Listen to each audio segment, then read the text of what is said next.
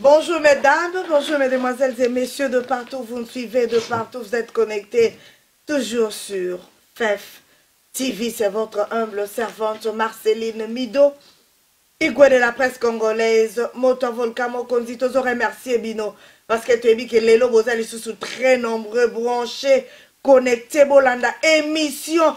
Oh, bolingaka mingi Congo bolo. Balobi Congo bolo, c'est difficile à boire. Ils ont tellement amer.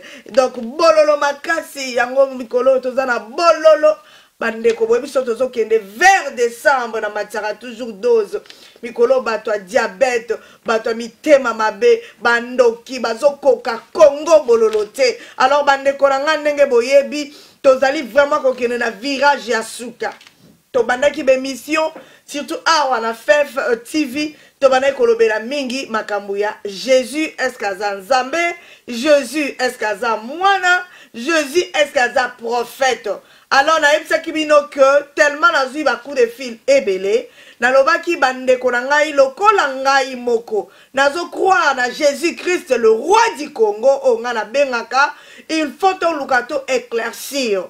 Alors lelo nazo yamba lisusu maître Mohamed yango na bisi maître na lobi maître o ezali tour ya suka la koyamba yo et puis la koyamba mosali na nzambe moko to clôturer oya kolinga aya e kozala likambo ya débat na koyamba lisusu mutu moko moko te parce que to utaki ko recevoir message moko na ebite bandeko o botali ngai na utaki koyamba mama na biso oya pesa ki biso prophétie sur Congo nazui ba coup de fil bandeko na ebité ceux qui na ebisi bino plus de 1000 bato musuba oloba mama nazali abandeko na kobi très fatigué na okoka lisu kozwa ba coup de fil te ba message bato bazo tindela nga na ba WhatsApp e bloquer nga téléphone e longoleli nga ba message nyonso na ba conversation na nga moko ya makambu moko politique na ba makambu na nga mususu ba information tozwaka e perturber na ba numéro ya ba téléphone.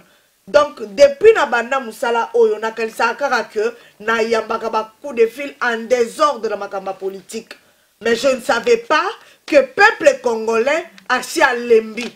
Peuple congolais comme luka délivrance ya Congo. Alors bandeko tout bo benganga neti lelo depuis na lamuki bandeko. Na kobi déjà souki na plus de 200 et quelques. Ndeko nango zolandanga yebisanga phone ezo décharger à tout moment. Na ko répondre ndenge nini. Yango na sengi bolimbisi. Papa, maman, so comme on a bengi na zuite ko bateke mama na yamba ka batute. On a za o yamba. Mais c'est impossible na yamba batu nyonso. Donc na komi nazo lamba na téléphone en funga. Donc na bande ko na ba devoir na za nango kuto ba pesi biso lelo pena na obaki na okanga téléphone na sala ta ba devoir na za nango. Alors ndeko ko betia mama ba kute po mamso déjà lelo na moli bazo komela nga mama ozo yamba te. Bande ko na ko yamba batu nyonso ndenge ni nde nazo pesa bino ba coup de fil eleki Suède, Chine, Angola, Lubumbashi, Turquie, moko mususu na Sutuki, Équateur. Batu bazo benga na Congo, Congo kutu oh, Kinshasa kutu kolobate. Na ba président o balobi ki ba koza ba président Congo, bango moko bazo benga, mama koza nga président, nga inde na koza la président. 7 président déjà ba bengi ngai. Tiko na 7 wana na yebite na kati la bango ezanai. Alors, yango na lobi boye avant na yamba bopaya na biso.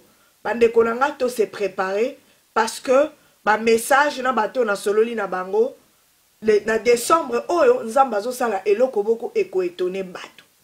Bande ko bomo nango blague te. Yo muto za muto masumu bongola motema na yo. Na za sala blague te poma awa to sala ka blague te. Émotion na sexabino na zo sala moi baje ezaka juste muto aza na stress na sali moi nini et sekisabino et relaxer bino. C'est ça émission oyo. Pona koza ka strict te ngo mona de fois na sekara mingi na sala ka juste pona ko pesa moi ambiance na émission. Mais eloko nga na zo elisa yo. Yo muto bimara mobali ya batu tika. Yo muto zana ba makango bombela mwasi na yo tika. Yo muto zo sala kindumba muyibi lokuta. Ozana ba problème na bato. Yo muto simba kisi. Ozana kana singa na loketo. Yo muto pumboka na butu. Ndeko na ngai nzamba lobi boy na décembre oyo. Soki otikite ekozala na événement moko eko éliminer batu nyonso ya masumu. et qu'on élimine batu nyonso baboma batu. Mais tellement notre Dieu est miséricordieux. Nzamba nzamba mawa yango na eko passé. Na semaine oyo toko banda ti toko mana descend bande ko bolimbisa ngai toko banda ko pesa mateya awa na fait Stevie spécialement mateya ya ko préparer peuple de Dieu. Toyeba ke ko lela ya peuple congolais nzamba yoki yango. Congo est la terre promise. Congo est la mabele ya bakoko. Congo est la place oyo. Mindele obozo mona ao bazo nyoko la biso bakoya ko se réfugier na Congo. Alors yonde kozo lela. Yo muto benga ba viola yo. Yo muto koma désespéré. Combattant, résistant. Papa la ngamba no mbenengo. Je te salue papa. Bino batu bokela kalsu Congo te. Pour la kolela pour la libération à Congo. Nzamba zo libérer Congo. Mais na loba ki les missions politiques. Ah na zo loba etant que mwana na nzambe. Mais tant qu'on a ça la mission politique na lataka esprit à journaliste combattante. Kuna na ebisi batuke atato ebi ke nzamba kosala to croiser maboko te parce que nzamba tuna kala maboko na oza na nini.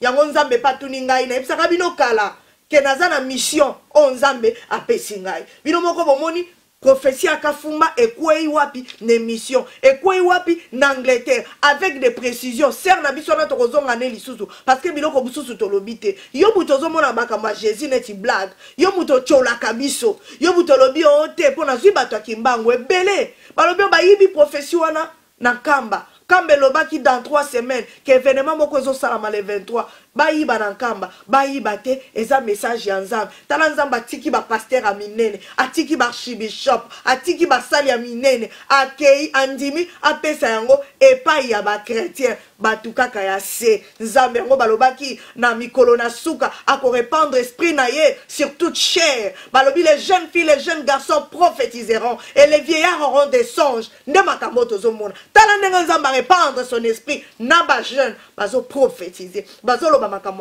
papa mama bongola motema yo moto a motema mabe na bato olingi bato te bongola motema et je le dis yo moto zotalanga so nga mama Marceline na sala yo mabe to mususu kaka neto sa émission moto musu asepeli na yo te to na sala yo mabe na yeba kateke nga na sala yo mabe bolimbi sangai il faut te préparer chemin na biso parce que Jésus revient bientôt événement moko terrible ezo sala Zambe na bomo azala na bino alors nazo yamba maître Mohamed Engambe avant na yambaye toza na communiquer ser na biso Liliane Arlette Ngoi Mbui oyo akufaki bande kolanga bolimbisa bomeka ko partager émission poto le kaka direct na Facebook nazo ko partager émission te je ne sais pas pourquoi nde kolanga partager émission toza live na Facebook portable nangezo boya ko partager alors eza bitumba toza kozwa ser na biso nenette Oyo akufaki abotama le 24 janvier 1971, akufaki le 6 novembre 2018. Alors programme naie, programme ekozala bain de consolation, tobandi samedi le 24 oyo bain de consolation ekozala na Southville Community Center, Southville Road na Fetam TW14 8AP.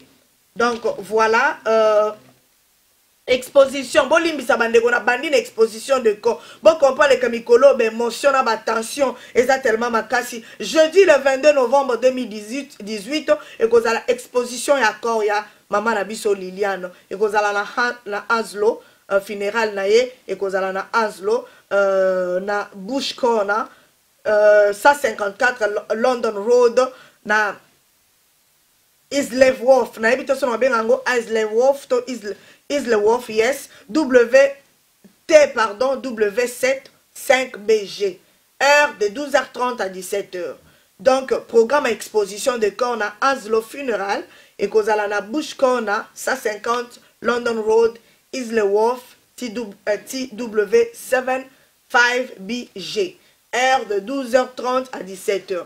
Au Kangi programme bien au Bengira na Opesayo, ba numéro ya ba responsable. Alors samedi, des cultes d'action de grâce et à Saint John de Baptiste. Alors ekozala na TW7 6 ou bien 6NY. Heure 8h à 11h.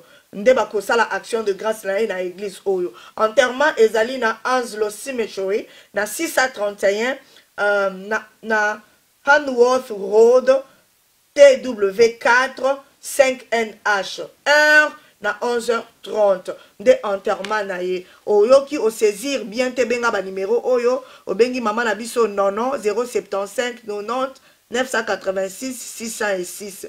Au bengi papa limonade 078 60 189 228 ou bien bengi pasteur Idikai biso to benga kaye pasteur Bulldozer Johnny papa na biso Johnny Idikai na 075 12 555 112. Alors bobo sanate sac oyo mikolo bandeko ba sac nyonso na bosani sac oyo eza kolia batu 3 points vraiment sac oyo ezali sac pro kitoko cuir moko original au bengi papa na biso Guy na 075 43 17 46 96 075 43 17 46 96. Attends, tous préparé koya na nzambe na bomo événement ya terrible ya libération ya Congo.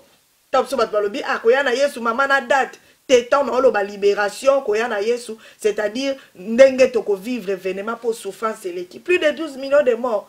Yango yo kabila yo nani, hein?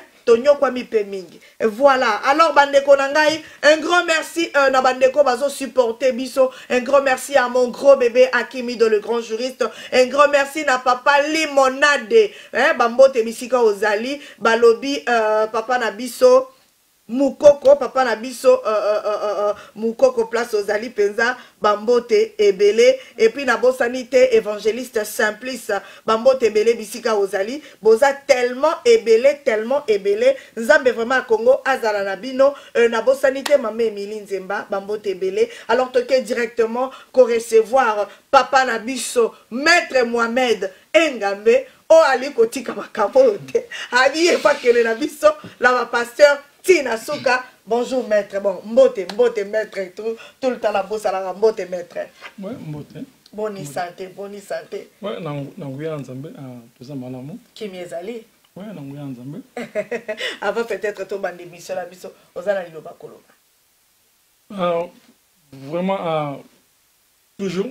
Yes. Nous n'allons toujours ordinateur comme Nzambe. Yes. Pambate, petit biso makasi na moment oyo. Yes. Tout comme bisika oyo. O soki biso moko mbele na minute to fandi parate. Yes. Pour le bien the body without spirit is our kufa. Yes. Les autres bango na kati ya Genesis 17 et puis na kati ya James 2:26. Donc the body amutu sans spirit wana is our kufa. Donc le kumo pekembo pe ils ont appelé Nzambe. Nous sommes vraiment trop seuls au Moroté. Yes. Alors, maître, les lots me melibiso li sosunini, papa na moni déjà ba papier zébélé awa.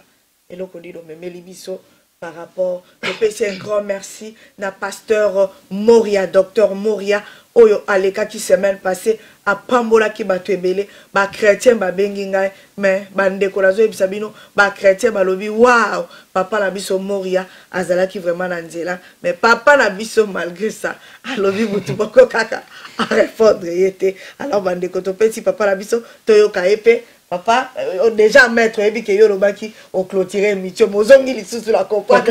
Voilà. Dans le bac, voilà, na close my case. Yes. Parce que ça fait un peu qui na moni mutumongo te à répondre au nazoloba. Mutumongo peut aller devant na Haïti. Et mon a na close my case. Mais c'est le grand surpris des pasteurs, bah qui na se manangai. Donc par conséquent, je naza quand même na toi ko ribat. Donc il y a qu'on répondre bango. C'est pour ça que mon aïe personne ne répond bango. Ah, voilà. Bon, si vous avez souka tango, vous répondez les sous. Vous avez souka, c'est pas un soya. Moi, est-ce que je dépend de maillot parce que moi, je dépend de maillot, mon topo, oloba, qui est voilà, qui est au témoin, Claude, Sigarana, pour mon tason, pour moko, et ils ont fait ça pour moi, tu comprends? C'est pour voilà, bon, là, débat, là, c'est même pas tout sous ma zobo, il y a débat, balobi, parce que bazan a profité, bazan a condiment mon côté, moi, je suis fan d'abord, bando discuter, bakamoya. Non, on a raison, c'est. De raison on a parce que besoin de preuve moroté besoin de fact moroté hein ceux qui besoin de preuve nous fact mais c'est pas débat kala parce que besoin quoi c'est bino mingi OK toi que musique dans bonne mission yes non coach John Calvin à Albany a dog is back when his owner is attacked and I'll be a coward if I saw the truth of God is attacked and yet I remain silent. Le meaning azoloba embwa soki aza na mokolo na ye soki otake mokolo na ye mbwa asala nini adefandaka alors ngai so nazomona vérité nzembe soki ataka yango epuis nalobi eloko moko te nazala coward alors naboyi nazala coward voilà eza koforce te mpo na biso toforcaka bato te donc epuis nakoki konfeke bato mpe te parce que moto asalaka non moto ala konfekeli nzambe mais soki amai na droit ya koloba ntango ozomona mabe eza kosalama voilà eyabi na kati ya bible ezoloba yango na kati ya mark 4:9 oyo aza na mato ya koyoka ayoka donc voilà en bref mama yegwe oyo nakosenga na minute eza boye vraiment tolinga maloba nzambe tozwa yango avec sagesse voilà tolongola ignorance tolongola naïve tolongola kifanatisme tolongola kozala blindness donc tolongola biloko wana soki tolongi biloko wana te alors bozomona nde boza komona te donc tolongola biloko wana sotolobi wana mais toutilize quoi toutilize nini brain na biso toutilize common sense toutilize mayele na biso puis intelligence et puis wisdom voilà soki touse biloko wana tokomona kina voilà ngopi right ngopi wrong mais tant que toza kouse yango te eza moins difficile ok voilà nakolinga kozala statement oyo balobi no muslim is muslim soki aza kobelieve na Christ tondimaka Jésus aboyitama miraculeusement sans père tondimaka azali Christ de Messiah tondimaka asala bamiracle ebele na volonté ya Nzambe tondimaka ke azali one of the mighty prophet oyo Nzambe atia na mokili mais tondimaka teke no azali Nzambe pourquoi tondimaka tali Nzambe parce que ye moko aloba teke ali Nzambe voilà tondimaka teke ala ali Nzambe parce que pourquoi parce que ye moko aloba teke no voilà acclame azali Nzambe mais ye moko aloba nini voilà ye moko acclame nini alors nakolinga toki nango moko wa toyeba o ye moko asala nini acclame tout d'abord totala na kati ya Marc 12:28 bible eza awa soki kozala ntango otangi yango voilà totala na kati ya Marc 12:28 alobi nini bandeko bolimbisa ngai bandeko ya Facebook nayebi te Facebook ezoleka menga na portable biloko nyonso eza perturbé par rapport à bacoup de fil nazoyeba te alors soki ata botie bacommentaire nakoyeba pe te maître soki botinda ata na SMS nakokotinda mais botiaka na Facebook problème eza te tokoyanola bino ata après maître lobi eza ok na otala yango ata na oya je ne sais pas est-ce que awe pa na yo na oui merci beaucoup kitsa volume merci beaucoup bandeko nalanda ata à partir ya en tout cas bolimbisa bandeko nanga yes thank you ok nazomona un grand merci na évangéliste Samuel Binda nzamba mona yo papa merci beaucoup vous partagez émission bandeko nanga vous partagez ok voilà ok tout na kati ya Marc 12:28 one of the Pharisee akotuna Jésus ayoki Jésus aza kopesa pesa liko na ye avec aza kopesa bayebi na batu Matthieu commandement ya Nzambe na Marc 12:28 yes Marc 12:28 voilà soki atuni ye master na oyo olobi yana wapi le plus commandement oyo eleki nyonso tu alobi nini o Israel hear this the Lord our God the Lord is one voilà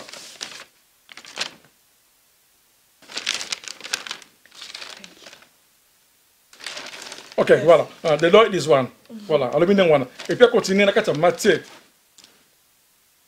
na kati ya Matthieu 4:8 ntango Jésus pesa liko na ye ntango devil azwaki ye akende na motane aza kotante ayebisi ye alakisi makambo nyonso na se ya mokili oyo nyonso nakopesa yo soki osali nini ofukali mingi osambeli ngai alors ayebisaki nini go away you devil it is written so nini osambela seulement Nzambe mpe worship him wana eza maloba Jésus aza koloba ye moko voilà wana ntango satana te ayebisi nini wana go away et comment nini seulement faut que ça soit Nzambe donc voilà et puis na kati ya John 4:34 alors bien nini my food is to do what? Is that nini? Kusala, makam o ntama tininga na sala moki. Wa tininga na sala.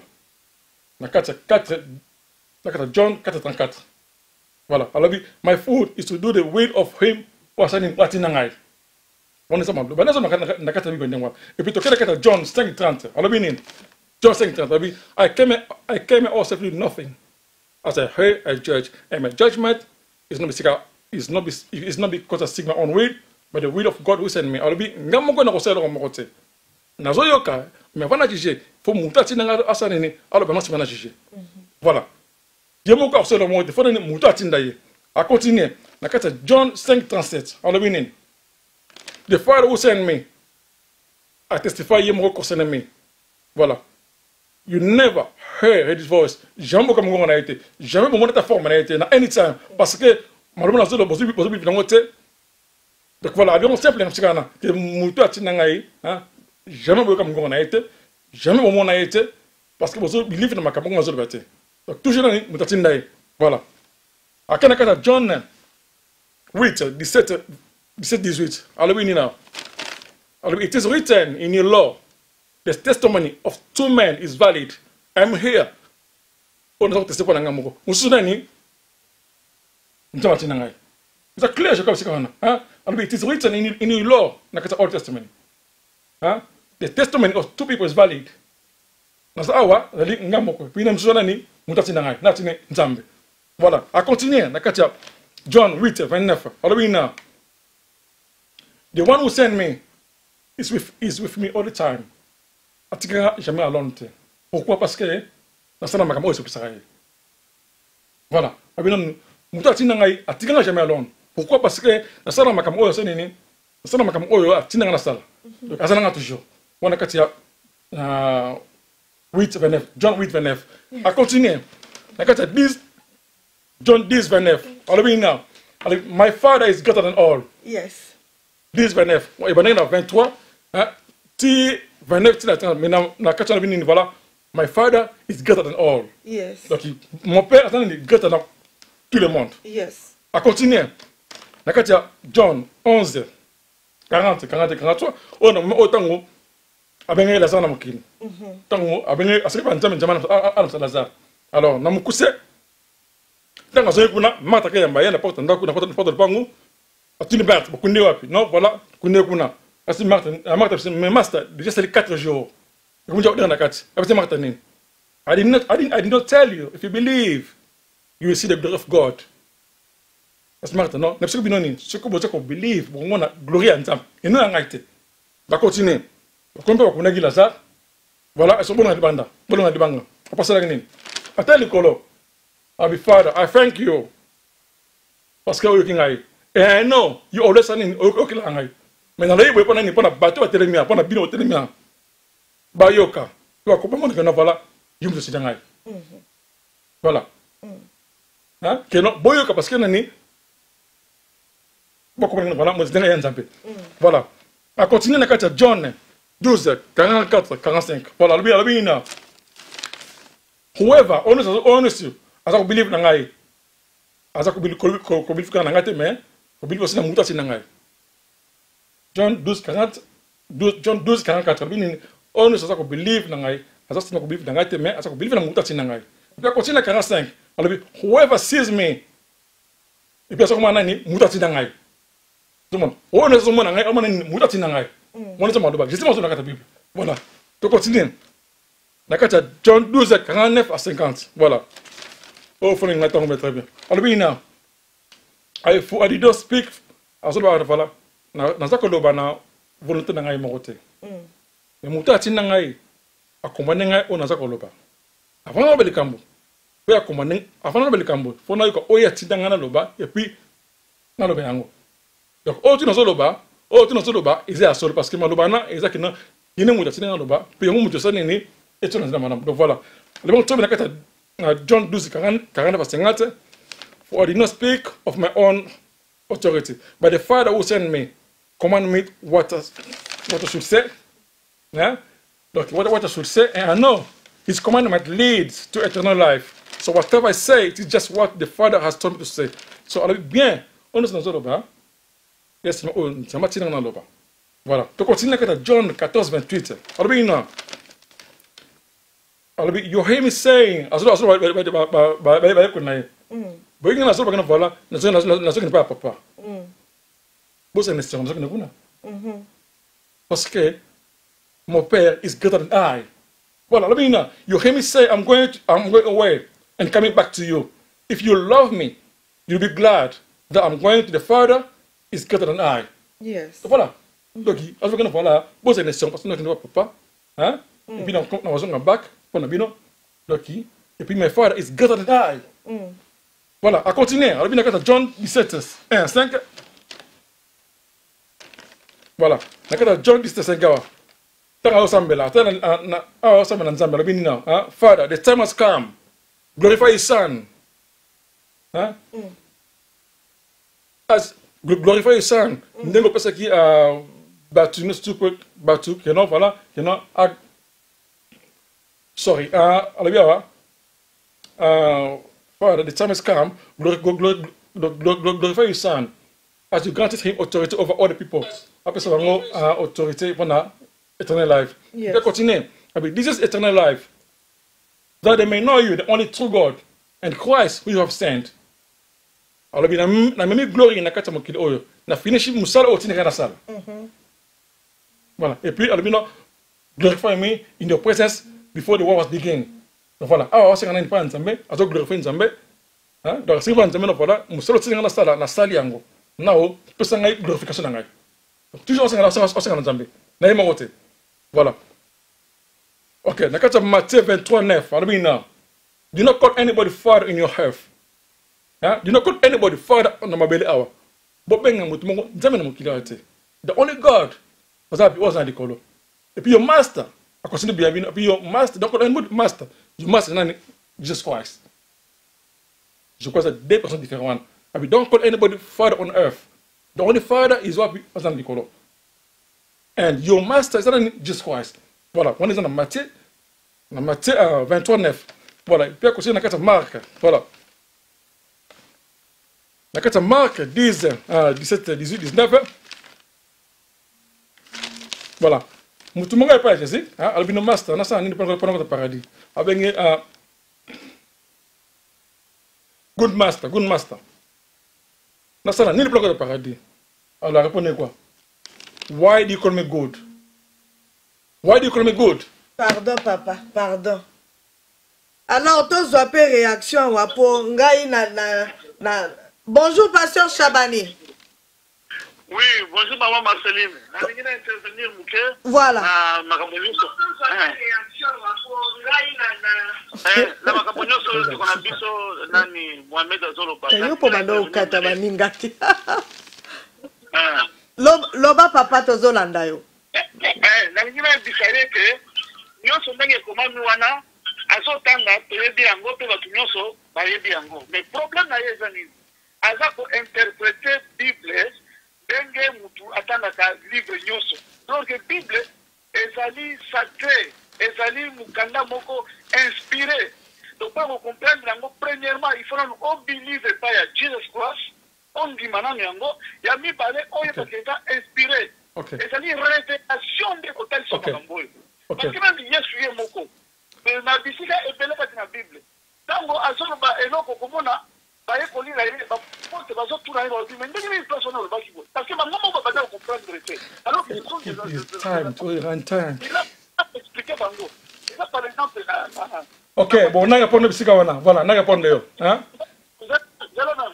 No, choose a timing, please. Papa ngane na zo conduire. Maître ngane na zo conduire.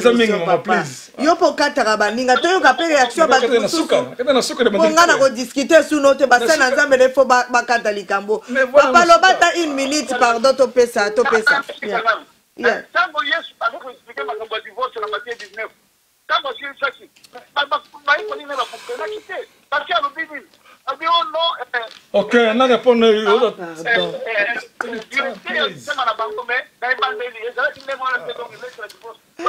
ouais, on va débattre pour l'année. Viens débat voilà. Oh, ça c'est le moment d'après tout. Hein? Même les apôtres n'étaient pas en train de comprendre. Viens de qu'on a dit. Hein? On dit les autres.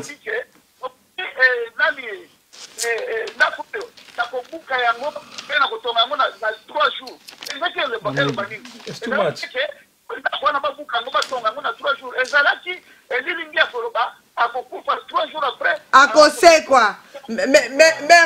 Merci pasteur Chabani papa. En tout cas yazo senga débat mais ce qui komi na débat batu bazomona na te ye pena il faut pena pasteur azalawana pour mettre à kata pour boyer vraiment papa pardon pasteur Chabani landa biso toyo ka réponse na ye et loko yo soulevé point ça vraiment très bien ndenga lobaki ke na 3 jours a ko rebâtir a otonga lisusu donc eza ko tonga ya boete mettre ko lobani na makambo mandeko ba coup de fil eleki moyena ya mbezate okolo bani na réponse au pasteur Chabani a pesi. Voilà, tout d'abord abani ko lobali voilà pour comprendre la Bible fausse là hein les voilà toujours voilà faut dans mon numéro santé. Mais bien sûr. Voilà maintenant n'abse comme ko Paul obonanda asa mon numéro santé Paul bisanga non.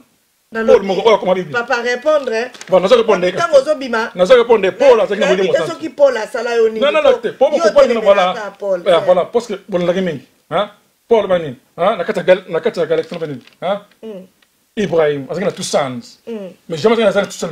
Parce que mon numéro c'est un gars, bon c'est Paul Nangwana. Azana mon numéro c'est azana ngoti. Voilà. Donc voilà, c'est pas négatif que voilà pour autant la Bible fait mon numéro. Voilà. Au bon ami Paul a célébré bien la Bible. Mais azana mon numéro c'est. Que le bon bien voilà. Anyway. On a solo. On a célébéré rebelle la Bible. On a selon yo papa. Selon yo. On a le bien simple voilà que non. Soki na ya Bible sali na Nzambe awa na tuni bango. Ibrahim azaki tout ça. C'est solo. Ba oyo zoloba o. Répondre voilà, Ibrahim azina pas combien. Non, dete. Problème ezali wana. Maître. Problème ezali wana. Voilà, dete. Pour bani zanga ba. Yoza kotanga balobi ozotanga Bible lokola livre ya kwaku, lokola livre ya newspaper. Or Bible eza bongo. Non, la Bible. Voilà. Non, la Bible, soyez bien. Non, pas besoin de débattre. Donc simple, pas besoin de débattre. Pas besoin de débattre. Pourquoi ici la faute débat? Nous la Bible. Bible non Bible. Bible ne pas no one knows. Donc bangonde baza. Yondo yebi maître. Explique moi que bon. Ah. Maître pardon. Faut pas débattre. Non, faut pas débattre. Yondo yebi Bible. Faut pas quoi débattre. Voilà. Faut pas débattre. Répondre à nos questions oyo pasteur Chabani a posé. Voilà, c'est répondre déjà. Voilà. Olobini. Na répondre voilà que non voilà tant que tu non voilà albino voilà te so bo binzo oyo, hein. On a azo pour l'antote na. Parce que ba pharisé, ba là il troublé, ba na azo pour le temple. Voilà. Après cet exemple pour faire comprendre yo que ezali pe ndenge moko na ba verset oyo za ko. Il est clair. Je sais qu'on le on voilà. C'est ko awa yo papa tango yaka. Ozondima ke o Mohamed boye yoza Mohamed. Tango ndimaka ke Mohamed aza vrai prophète. Est-ce que yoza Mohamed? Oza Mohamed te. Na lobaka tous les prophètes baza pas dans ça. Na tsaka exception Mohamed s'il te plaît. Te ko cha Yesu. Na tsaka exception. Ko cha Yesu. Ko comparer na Mohamed te. Oh my God, c'est quoi? On devient la CG. Voilà. Mais on a sujet. Voilà. Parce que Mohamed a koufa maître, Mohamed a koufi. Jésus-Christ a koufi à Sekui. Mohamed va botter pas moi si normal. Jésus va botter et boyete. Donc mon livre mon santo est koti, Marie a botti a botana mutubo. Donc bilo kwa na nyonso wana pona yo ke comparer moi na Nzambe le roi de voilà. Voilà. C'est quoi, on a botami sans papa, sans maman.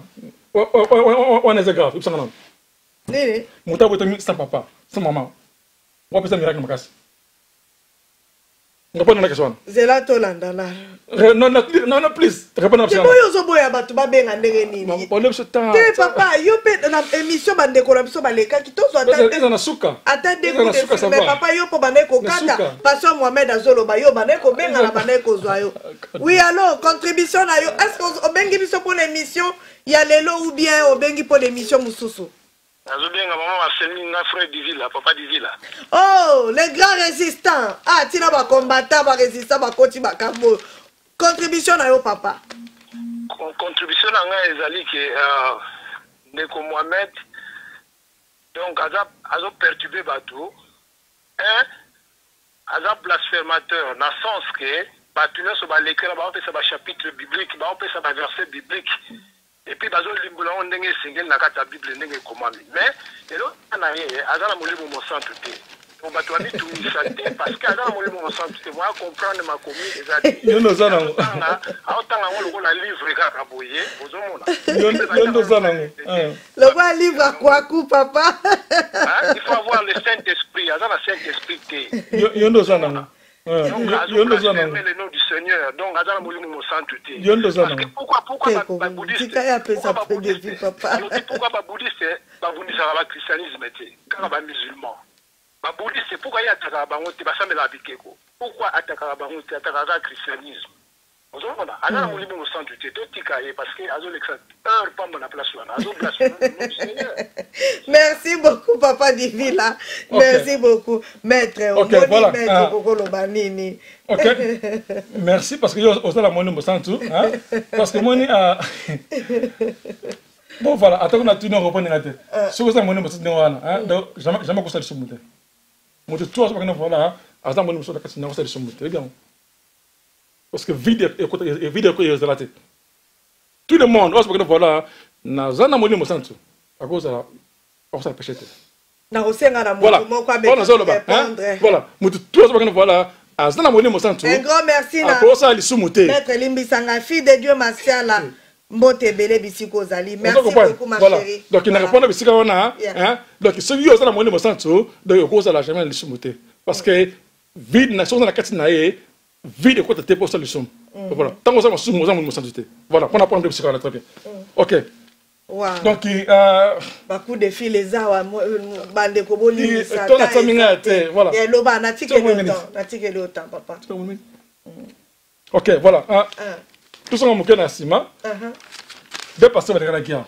tout d'abord moi je suis de moi aussi parce que c'est un lien nous sommes de Kanakia tant que zoya na nzela bino voilà que non mon mo santu à la question tant ya le bi après cette version de la Bible John 13:13 John 3:13 pardon John 3:13 voilà nobody ascended up to heaven when the one come from heaven and donc alors bi mo te mata likolo c'est mané Jesus mutu a voté le capitaine assez donc voilà OK est-ce que tant que molimo soto psiki na voilà personne avec na carte bible Elijah mata likolo na heaven avec comment je crois Enoch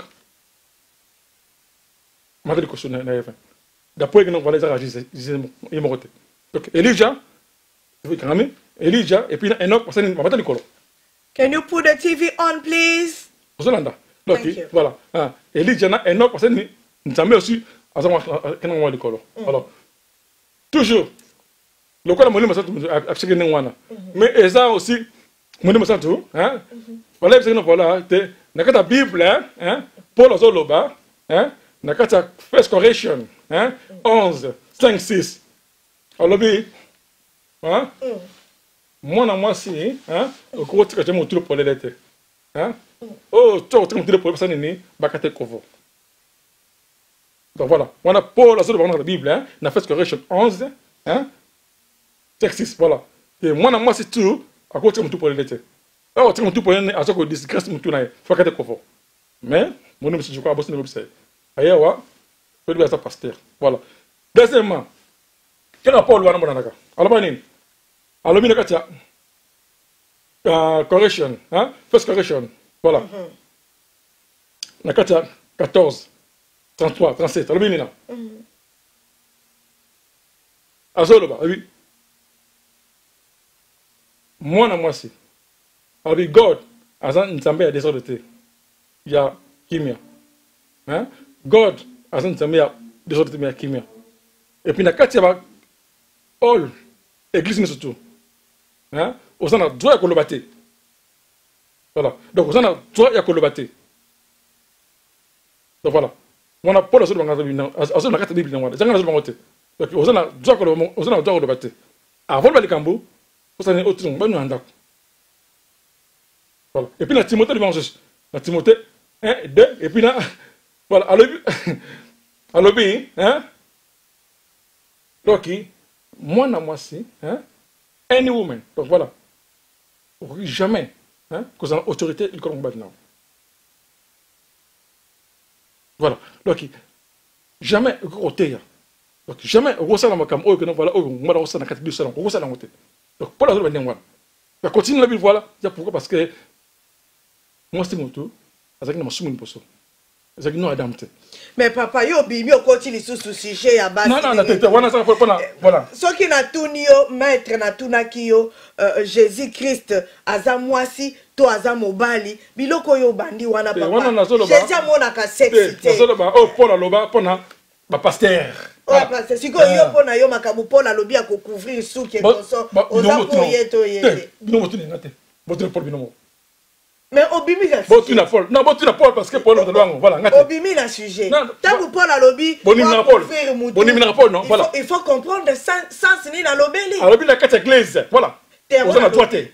Il y a un lobby na sens ni Paul a lobeli na contexte ni. A lobby parce que sous maman yawa a ko expliquer pourquoi Paul.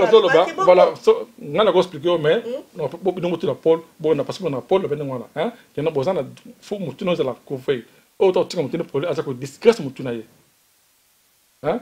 Alors mutu ya moi c'est ça on va. Alors mutu ya moi c'est ça on va. Mutu on va les à Christ, mutu à Christ ensemble. Soko lobi moi ça doit autorité té et bon aussi ko nzamba permettre ndenge ni bakonzi basi baza. Ah voilà on a zo là.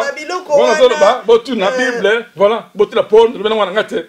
Voilà. Parce que on a Paul, bon Paul. Oh, oui, bimi la sujet. Non mais c'était voilà. On a la sujet. OK, voilà.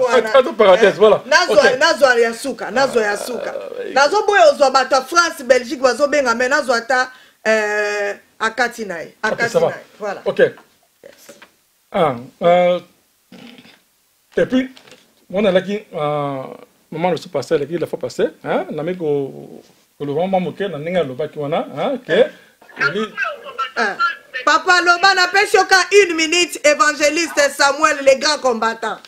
Alors, maman Langaï, attends la biso, acte des apôtres, chapitre 4 et 12. Autant appuyer sur le clou. Acte des apôtres, chapitre 4 et 12. Merci. Acte 4 et 12. 4 et 12. Papa. Tout d'abord. 4 et 12, c'est là. 4 et 12. Sauf.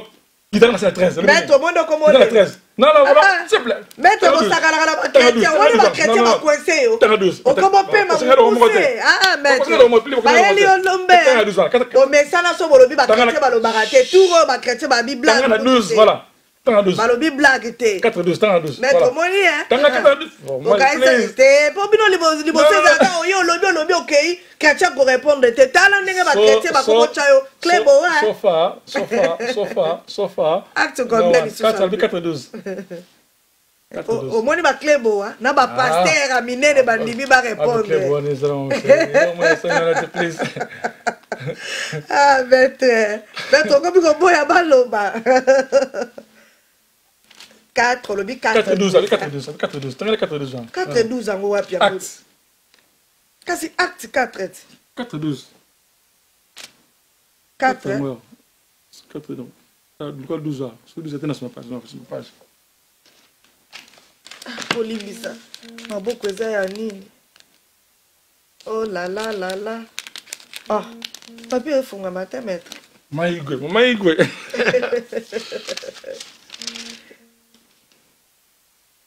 Et puis 4, voilà. 4, 12, 4, 2, 2. OK. Les salis, voilà. Et totangi na Bible, balobi, le salut ne s'obtient qu'en lui.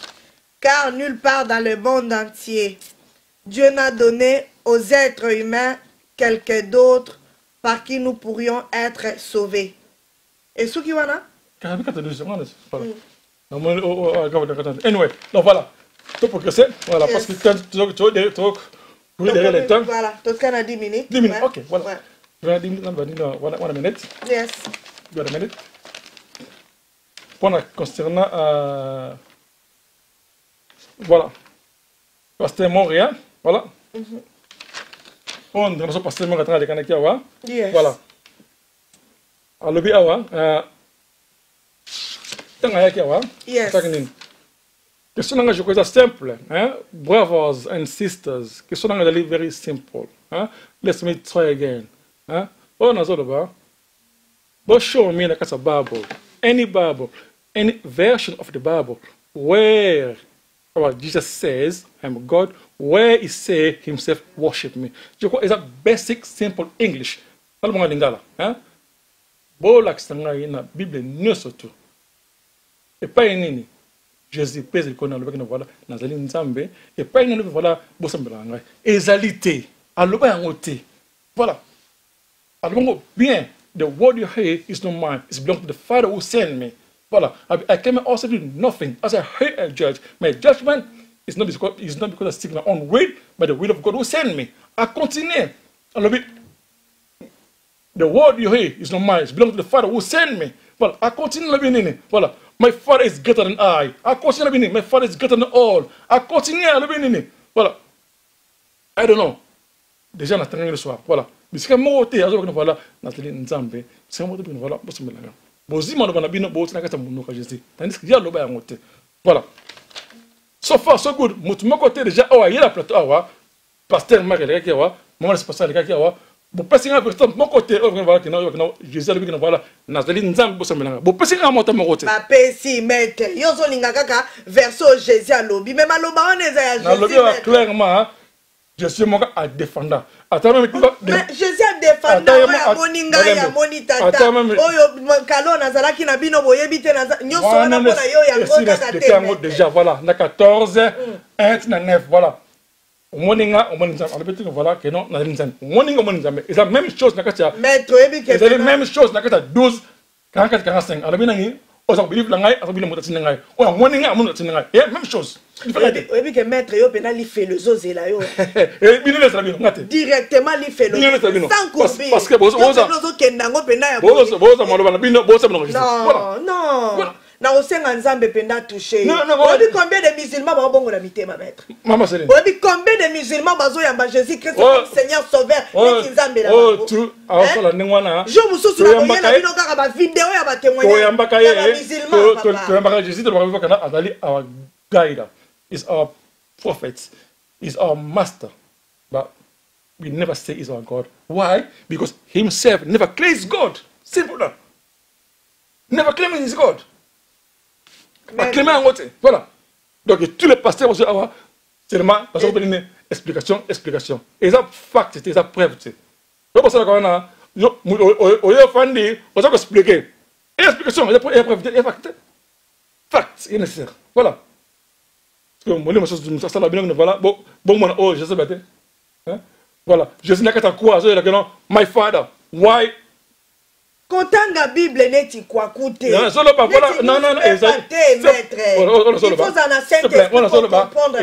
simple. Nakata quoi, voilà, my father, pourquoi tu m'as abandonné? Et pas Nabino annonce l'aventure. Et pas Nabino, je sais qui aventurier, annonce la comédie, annonce l'acte. On a théâtre, pas bien de one. Et ça acte.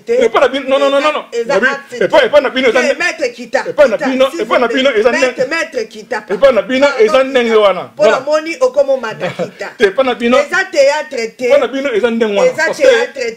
Basali na nzambe o baleka ki awa maître. Tikanga na loba. Basali na nzambe o baleka ki awa. Baloba ki Jésus azalaki 100% mutu, azalaki 100% nzambe. Tanga azana croix, tanga zolo ba fada parce que na croix azalaki déjà mutu azalaki sonne moi na nzambe ko compliqué te mettre dans la moni vraiment biso na bino pena nzambe a changé jamais mais nazo senga nzambe oya ko libérer Congo na décembre a touché motema no maître moi c'est le nzambe a changé jamais voilà jamais tu vas encore mutu pas comme nzambe ça jamais ça raté c'est impossible tant que voilà 100% nzambe 100% mutu. It's a blasphemy. What's up? Blasphemy against God. Voilà. Malachi 3:6. God never change. God never change. Papa tikelanga maloba papa. Géance ceux qui aiment KZ. Alors Bible na Coran ba manuel ya guerre contre ba noir. Chrétiens et musulmans. Bana ya tata moko Abraham tout na invité na yo. Soki na kosi siko bitumba soto za bana tata moko pourquoi yazo bundisa on a zoloba Bible zoloba bien na kata Malachi 3:6 God never change voilà a changera jamais donc jamais comme mutu pas comme nzambe non Et ça ne marche jamais. Voilà. God is internal. Hein? As a spiritual. À moi, tu es tout. Donc voilà. Hein? Ok. Yemoko, voilà, batinangai.